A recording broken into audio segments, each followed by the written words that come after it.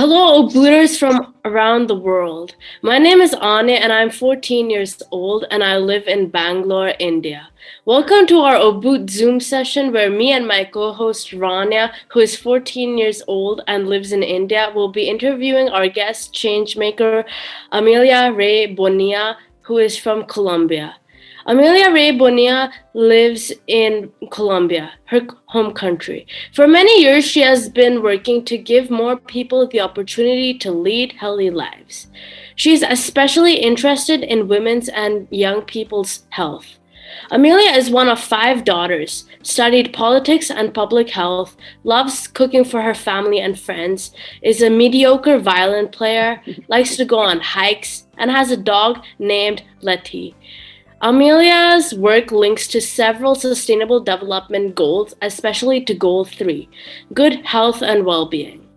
Rania and I will ask questions to Amelia about her background, her journey, her work, her skills, and her impact. We hope that you will enjoy this session, and I will now start with our first question to our guest. Can you please tell us a little bit about you, what you do for work? Sure. So I think you got a pretty good summary of what I do. But basically, when I started undergrad university a few years ago, I thought I wanted to be a doctor. And that's because I've always been really interested in biology and in the natural sciences, but also in social sciences. So I thought medicine was a good way to unite both of those things. And I started working in an ambulance while I was still a student in college. And I realized I really didn't like being around sick people. It was really stressful. And to some degree, it was frustrating to see people get sick for the same reasons over and over again. And that's when I discovered public health. Public health basically tries to observe a community, a group of people, right? And tries to evaluate why those people might be getting sick. Because in the end, there's a lot of factors beyond just biology and medicine that make it that some people are more likely to develop certain diseases or even die prematurely from certain causes than others. And so when I discovered public health, I really felt at home, both intellectually, emotionally. I was really moved by many of the causes that public health has launched in the past few centuries. And I had been living in the United States for quite a while. I moved there when I was 10 years old. And by the time I finished college, I was 22. But I always came back to Colombia because my family lives here. My dad lives here. So I also had sort of the inkling that maybe what I had studied would be more useful here in Colombia than in the US. And I also felt a deep connection with the country I had been born in. So I returned to Colombia and discovered that public health was a great way to give back and to participate in my community. And I started working at a private but nonprofit hospital dedicated towards children's heart health. And I got to really travel all over the country. And Colombia, much from what I understand India might be like, is a country of a lot of diversity and also a lot of economic inequality sometimes. That was really shocking to me too. I mean, I had always heard about it, but I had never really seen what we were when we talked about those inequalities.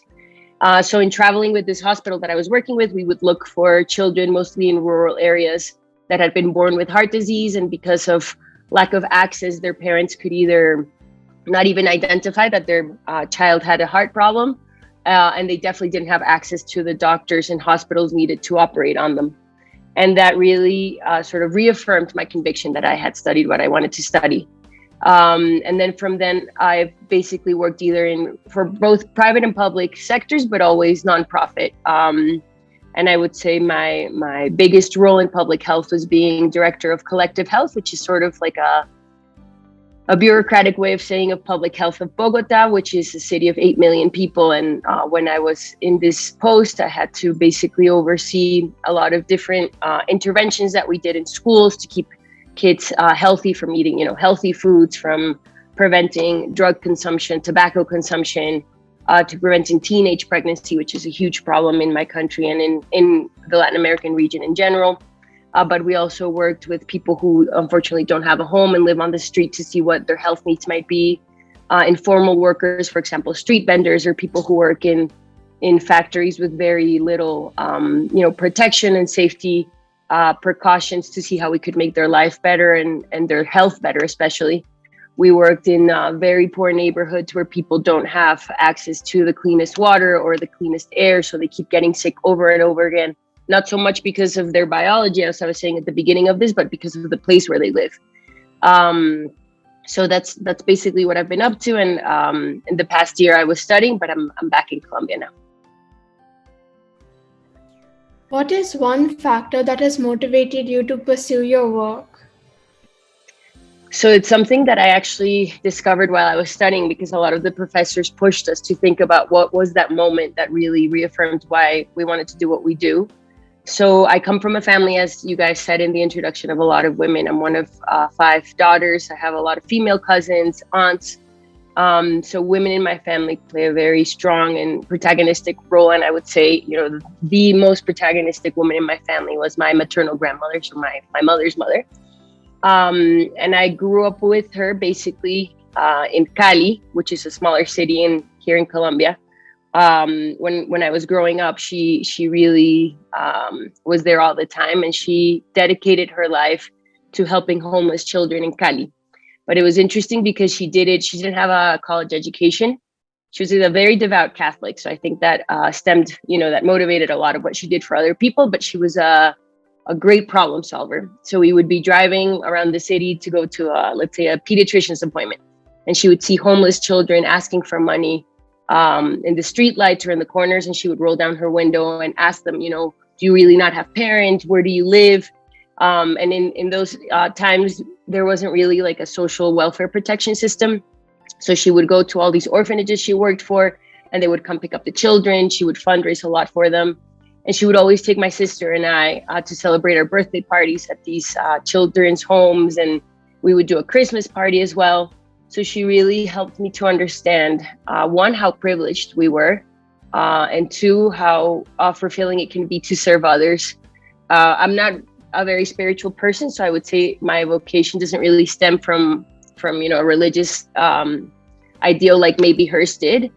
But it really made me feel like whatever I chose to do in life, whether it was being a doctor or whatever other paths I could have taken, it was important to have that basis of really feeling like I was helping or serving others. So I think she was the biggest impact I had. And then health, as opposed to maybe education or housing or all these other causes that are so worthy. I think for me, health is like the minimum thing we need to guarantee for people to live at least moderately dignified lives. So if someone's constantly in pain, if someone doesn't have maybe a wheelchair that they need, if someone with any sort of disability isn't getting the help they need, if people are getting sick or dying prematurely, I think it speaks poorly of everyone in a society that having the resources and the knowledge to help that person, we don't. So I think that's why health for me was the particular way I chose to embody the lessons from my grandmother. You stated this in the first question I said, but I want to know more about it. So which hospital did you work in, and how was that experience for you? So it was really interesting. I still love that place so much. It's called Fundación Cardioinfantil, which translates to infantil is, children, cardio, heart, and Fundación is a foundation. It's a nonprofit. And it was started by a group of people who had been highly formed as cardiologists abroad, outside of Colombia. We have a fairly good healthcare system in the sense that most people have health insurance, but access isn't as good. So if you live in the middle of, very rural part, let's say, of the Colombian Amazon, you have a card that says you have a healthcare provider. But to be able to see a pediatric cardiologist is very hard because there's not that many of them. So your family either needs to come to a big city, and that implies sometimes money, sometimes the health insurance will bring them here. But sometimes kids are born and parents don't really even know what's wrong with them because no one's diagnosed them. So I remember we used to do these radio commercials giving parents some general tips. For example, if your child is always out of breath, if your child's lips are always purple, if your child doesn't play as much as other kids because they're tired all the time, they might have a heart condition. So we would tell people to come to the health brigade we would do. And so for me, I'm not a doctor.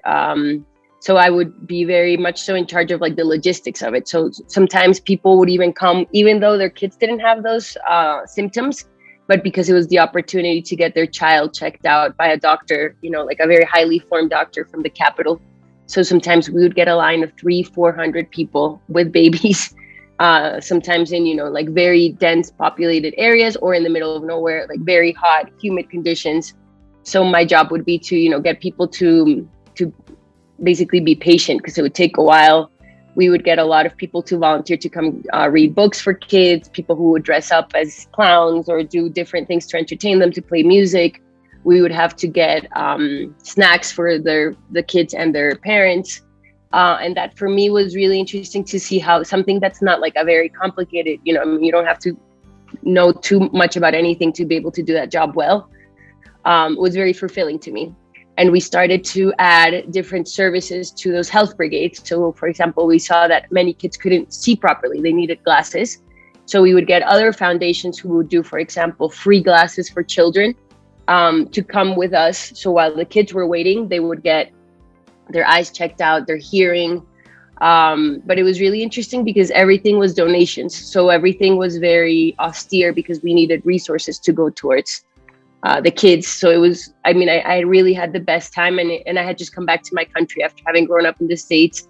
So it was traveling everywhere, you know, by bus, by canoe, bicycle, like all the ways we could get to these places. And also my direct boss at that time is a pediatrician who's completely committed to this cause. And I think that's another person who definitely, going back to Rania's question, had a big impact on me and the path I chose professionally.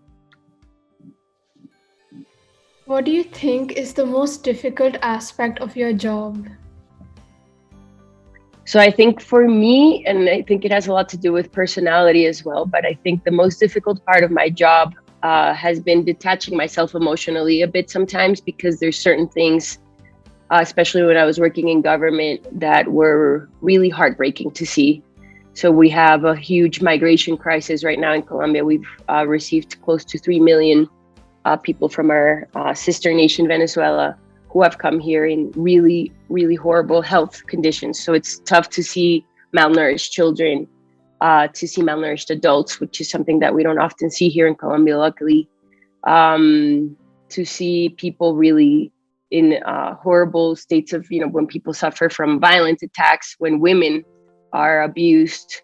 And much of the things I had to deal with in my government job was trying to see, okay, like this tragedy is happening institutionally, who do we need to mobilize to help these people? But sometimes you arrive at a scene where, I don't know, for example, 30 families have been living in a park. So everyone's sick, everyone's hungry, everyone's tired. And it's hard sometimes to confront that injustice and that suffering, while at the same time understanding that like you're not there to suffer with them, but like part of the challenge is to step back and see, okay, what capabilities do I have, and does the environment that I work in have to help these people in the best and most efficient way? And that's something that I remember my past boss and the Secretary of Health telling me, like, you can't jump in the river with the people that you're trying to save, because then everyone's going to drown. So it's sort of the metaphor he used. And that's been a good skill to have in general, also in my personal life. But it was hard to develop that skill. As an anecdote, I used to have to go to children's hospitals, and we had a burn victim pavilion. And every time I would walk through it, I felt like I was going to pass out. But I mean, like, if I passed out, then there's like one more person that that the nurses need to take care of. But I would always end up smelling alcohol with my feet elevated somewhere, because I, feel like I really couldn't be there anymore. But the other side of that, like, very hard situation sometimes, is that when things go well and you see people improve, it's also really rewarding to see people that you've seen in such dire conditions to be living, for example, when children who were critically malnourished are healthy again, when people are able to recover from whatever ailment they had. So it's also very rewarding, in both extremes. You mentioned a lot about the common health issues in your country. So do you find a particular issue that you want to research or do more, like help And like how you worked in the hospital for infants and heart problems, like do you want to do you have like a particular issue you want to do more in? So it's interesting because countries like ours that are, that have developed a lot in the past few decades, but haven't done it uniformly, have people who today suffer from ailments very similar to people who live in Norway or maybe the US or Canada. So we have a huge disease burden. That's what it's called, like the physical burden of disease in a community in Colombia, tied to diabetes, heart disease, hypertension. And those are diseases that are mostly associated with lifestyle. So people maybe aren't eating as healthy as they could, or exercising, or maybe they're smoking too much. So a big chunk of the population has that. But we still have people who are getting sick and dying from infectious disease, which is not as common in very developed societies or economies, rather. So we still have malaria here. We have yellow fever. We have dengue. And I think for me, if I would want to focus in a new form of diseases, I think it would be those in Colombia, because though not many people still suffer or die from those diseases, the fact that we know how to prevent them and cure them and save people from dying from them, and people are still dying from them, seems very tragic to me. So it just seems like if you're not born in the right part of the country, then you still get malaria, when 98% of the country just doesn't get malaria anymore because we managed to eradicate it from the majority of the country. So I think if I could, in the next stage of my professional career, I would love to focus on infectious disease. And I'm also very passionate, I think, about child's health, because I think it says a lot about a society in the way that we prioritize and treat children, especially. Like, I think they're the most vulnerable members of society, and in a society that doesn't prioritize them, I think is a society that will have a hard time prioritizing anyone else.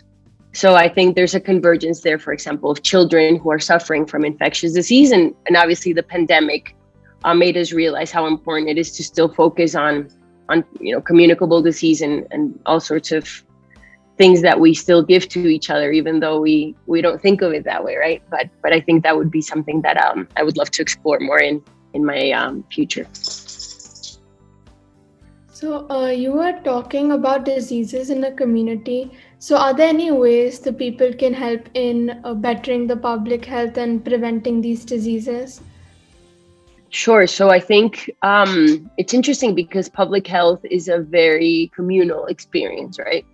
As I was saying, COVID-19, I think, made us realize how in it we are together. If something goes wrong, everyone can be affected by it. It doesn't matter how educated, how wealthy, how powerful people are. Infectious disease, and I think public health in general, can really bring people together in good and bad ways.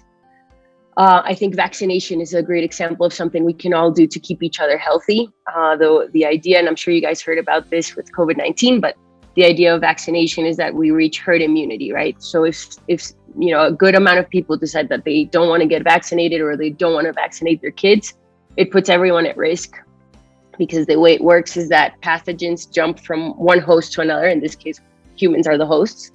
And if enough people aren't vaccinated, we can't contain it. So imagine as if we're trying to encapsulate this pathogen that's trying to jump around. If the whole ring is vaccinated, we can hold it.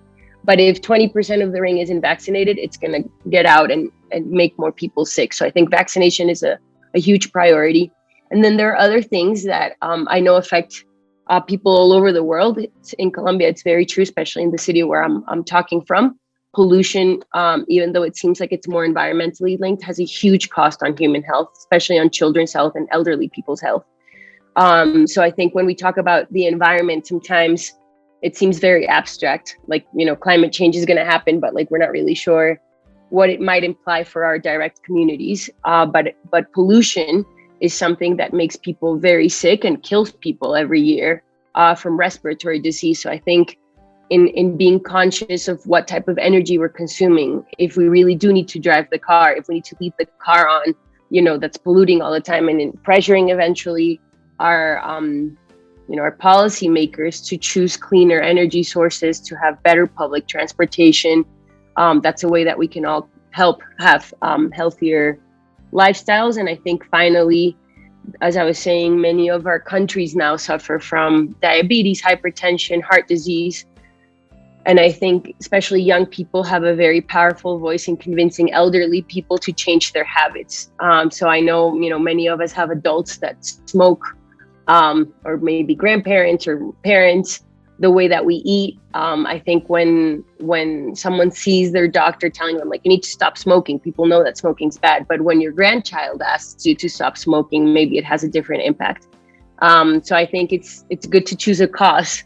Maybe it can be healthier eating around your home, or exercising as a family, that can have a positive impact on your more immediate community, in this case, your family. Do you work in the rural or urban setting, and how different are the challenges in each setting? So I've worked most of my life here in Bogota, which is a super urban, very densely populated city that has some rural pockets, but all in all, it's a very densely populated city of about 8 million people, which I know in India, that's like not a big city at all, with about 2 million people that live in like the equivalent of our suburbs, but they're very different from what US suburbs might look like. In the rural area, the city provides some risk factors, but also some protection factors. Some risk factors are, for example, pollution. So it's, in terms of air quality, it's for sure better to live in the countryside than to live in the city. So that would be a risk factor for people who live in the city, and that impacts their health. So if you see young children especially tend to suffer more from respiratory disease, from asthma, from different things that really affect the quality of their life, and obviously their parents' life, because no one wants to have a sick child. But the city also provides some protection factors, in that you have a lot of access to very good healthcare very quickly. So if you wake up and you don't feel very well in Bogota, you have many, many research hospitals you can choose from, and someone can diagnose you. And let's say for some reason someone has the terrible diagnosis of a cancer. Well, you have chemotherapy here, you have radiation here, you have surgery here. If you live in the middle of a very rural part of Colombia, it might take you a really long time to decide that there's something wrong with you, and that you need to go see a doctor. And the doctor you might have access to maybe is 2-3 hours away walking, and that doctor tends to be a very young doctor that doesn't have a lot of experience, and they don't have a lot of tools to diagnose you. So they might tell you that you need to go to the next urban center to refer you to a more complicated doctor. And that for people implies two things: obviously time, but a lot of our urban workers depend on what they make every day to be able to eat and pay for things. So it's hard to take off days from work to go see a doctor, because that means earning less, and they don't tend to have a lot of savings to be able to do that. So people really put it off sometimes because access isn't very good in the rural areas. But on the other hand, people in rural areas, for example, aren't as exposed also to transit accidents, which here are a big problem. A lot of people get either hit by motor vehicles or get, in collisions from motor vehicles. So that's a risk factor that cities have that, urban areas don't have. And Colombia, unfortunately, it's gotten better, but it has a long history of violence. There's different violence depending where you live. In urban centers, it tends to be more violence associated basically with gangs.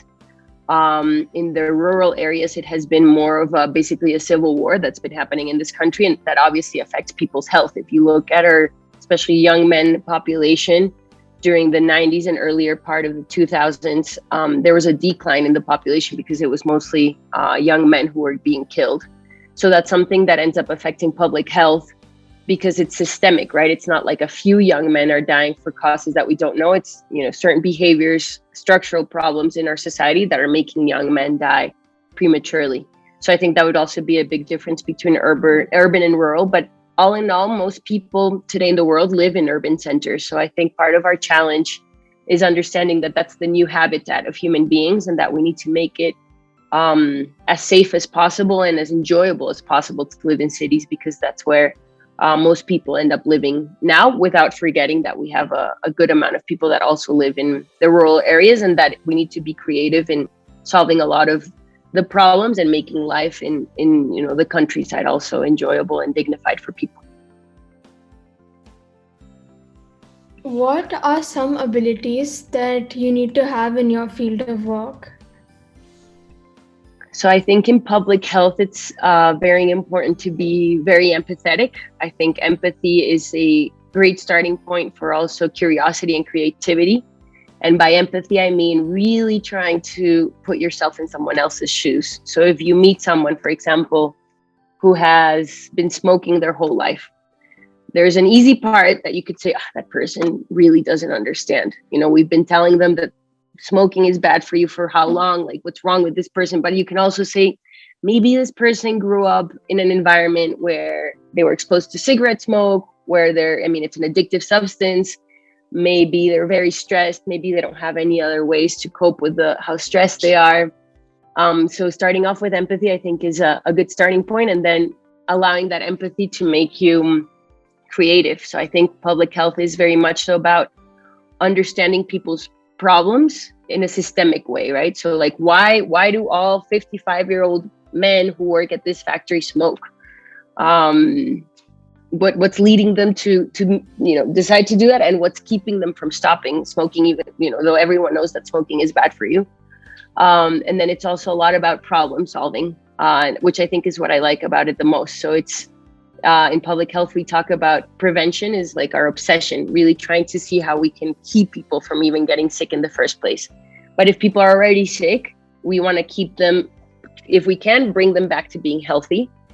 So for example, someone who gets malaria. So the idea would be that no one gets malaria. So the problem there would be, okay, there's malaria in this region, mosquitoes are giving people malaria.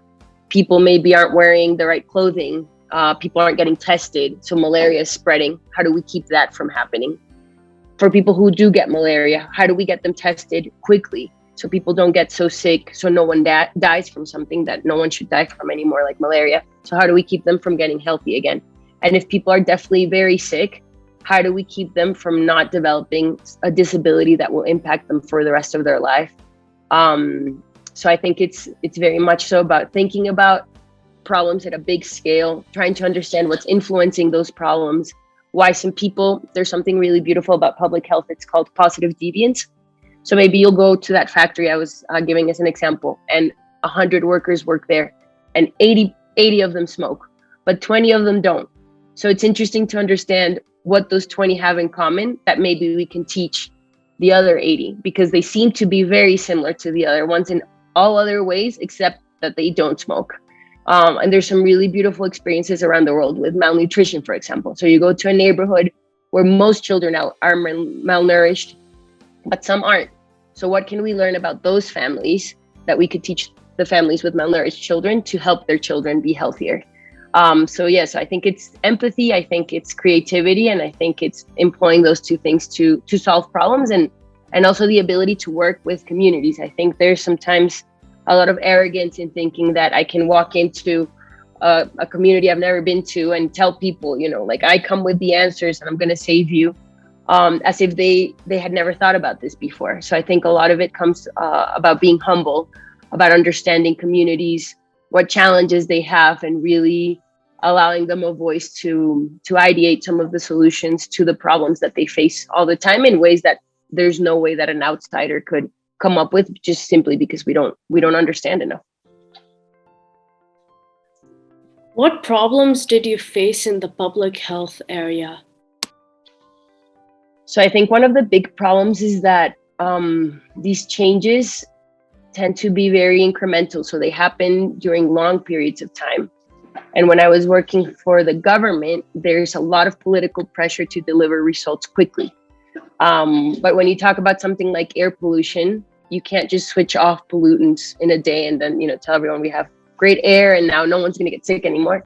And there's a big political trap, and also I think risk in wanting to attribute improvements in population health to this particular government's idea. So it's like, thanks to this mayor, and all of us technocrats, that people are healthier now. But sometimes those numbers also go against us. Sometimes things get worse because there's more pollution, because we did something wrong also. So I think that was the big problem, is this necessity to show results very quickly in an environment where it's so complicated that it's not really honest to say that you're going to change things in a year or two. But politically, people don't want to hear that. No one wants to hear a mayor that says, I'm going to lay down the foundation work so that in 10 years, whoever's mayor, maybe if they continue with the ideas that we're putting down here, then maybe children are going to live healthier lives. And I think that comes a lot with the cost of not doing very robust programs because people want results very quickly. That's one thing. And then another thing, as I was mentioning, Colombia is a very diverse country, as most countries tend to be, with people from different ethnic backgrounds, religious beliefs. And sometimes it's hard to get people to get behind an idea that seems technical, but then it ends up not being. I think vaccines are a great example. So there's a huge scientific effort that's put into developing a vaccine. But certain pockets of society really feel like it's unacceptable to get vaccinated. And sometimes from a technical stance, it's frustrating to be able to, you made it this far with so much effort, so many resources invested. There's finally a vaccine, and then 30% of the population says, there's no way I'm getting vaccinated. So it's like, wait, what do you mean you don't want to get vaccinated? You have to get vaccinated. And obviously, you can't force people on the one hand, and on the second hand, it's hard to bridge those gaps in beliefs. And I don't even think it's gaps. I think it's just people have different set of beliefs and priorities that get them to act different ways, and that impacts health sometimes. So in the case of COVID, a lot of people really just, in the same way that in the rest of the world it's happened, just don't want to get vaccinated. They don't trust the vaccine. They just don't think it's for them. So we have to work creatively again and empathically, like, okay, so these people really find it unacceptable to get vaccinated. How else can we work with them so that they don't get sick, that they don't get other people sick, and that we can control, in this case, this pandemic? And this happens, again, with nutrition. There's a lot of beliefs around it. As I was saying, with, for example, preventing teenage pregnancy, it's something that's hard to talk about. People don't want to talk about young people, for example, having sex. It's like very shocking as a society, but it's like, well, but we have a lot of pregnant young girls. So like it is happening. And if we keep pretending it's not happening, this is just going to get worse. But then you have like very conservative factions of society that really find that very inappropriate. So it's hard to bridge those gaps. But I think, again, through empathy and problem solving, most of the time, we can get to the point where human beings want to be well and want others to be well, which is the good news. And so if that's the starting point, I think we can come up with creative solutions of how to reach that well-being without necessarily going through, in this case, for example, vaccination as the only way to reach that well-being. Is there any goal that you wish to achieve in your line of work? So I think for me, and we tried to do it when we were just in Bogota, but I would love to do it for all of Colombia, is really to eradicate child malnutrition as a cause of children's death. I come from a country that's not wealthy, but there's no famine here. There's no natural crisis that makes it so we don't have enough food to give to everyone. And that's why I find it particularly infuriating that children are dying from starvation today.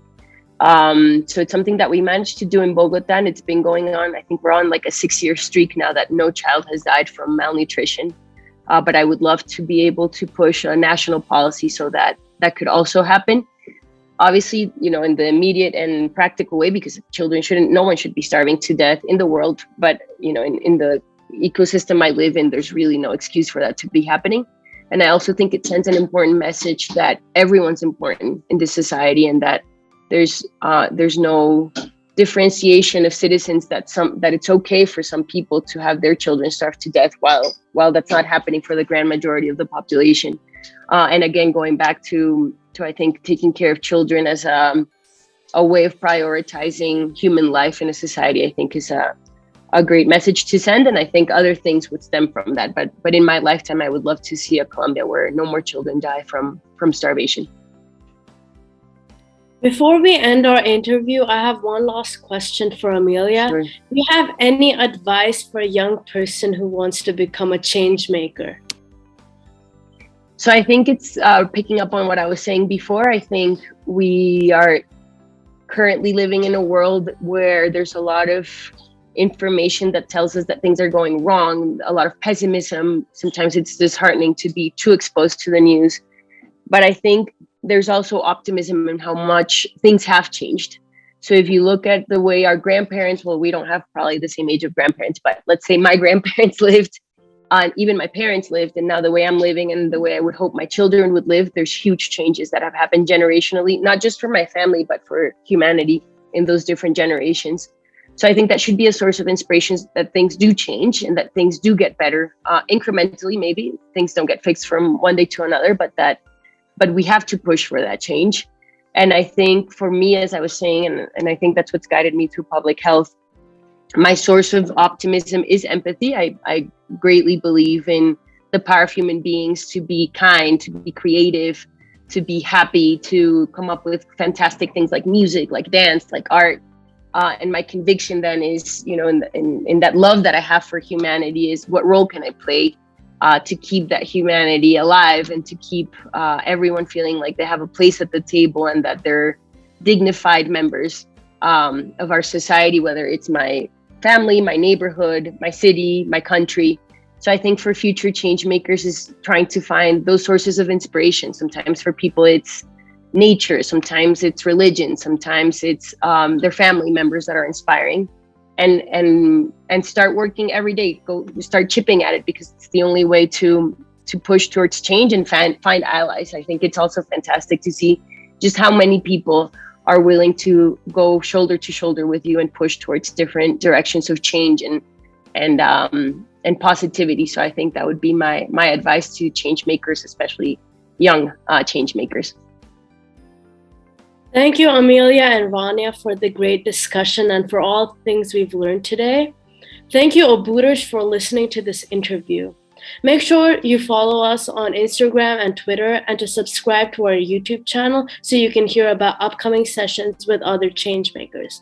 Please also tell your friends and Oboot share our social media links with them. And last but not least, go to Oboot.co to learn about opportunities to collect digital badges and help us plant trees. Thank you guys so much. Thank you.